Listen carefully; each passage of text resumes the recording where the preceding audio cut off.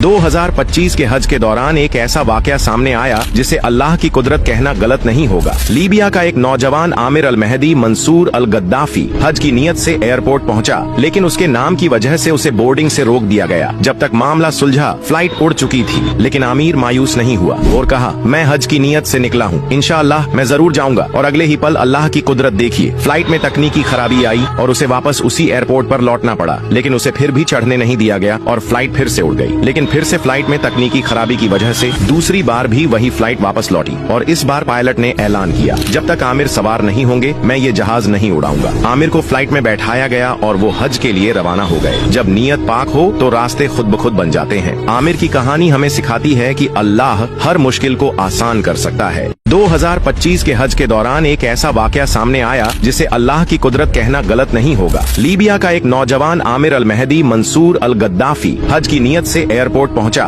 लेकिन उसके नाम की वजह से उसे बोर्डिंग से रोक दिया गया। जब तक मामला सुलझा, फ्लाइट उड़ चुकी थी, लेकिन आमिर मायूस नहीं हुआ और कहा, मैं हज की नीयत से निकला हूँ, इंशाअल्लाह मैं जरूर जाऊंगा। और अगले ही पल अल्लाह की कुदरत देखिए, फ्लाइट में तकनीकी खराबी आई और उसे वापस उसी एयरपोर्ट पर लौटना पड़ा। लेकिन उसे फिर भी चढ़ने नहीं दिया गया और फ्लाइट फिर से उड़ गई। लेकिन फिर से फ्लाइट में तकनीकी खराबी की वजह से दूसरी बार भी वही फ्लाइट वापस लौटी और इस बार पायलट ने ऐलान किया, जब तक आमिर सवार नहीं होंगे मैं ये जहाज नहीं उड़ाऊंगा। आमिर को फ्लाइट में बैठाया गया और वो हज के लिए रवाना हो गए। जब नीयत पाक हो तो रास्ते खुद ब खुद बन जाते हैं। आमिर की कहानी हमें सिखाती है कि अल्लाह हर मुश्किल को आसान कर सकता है।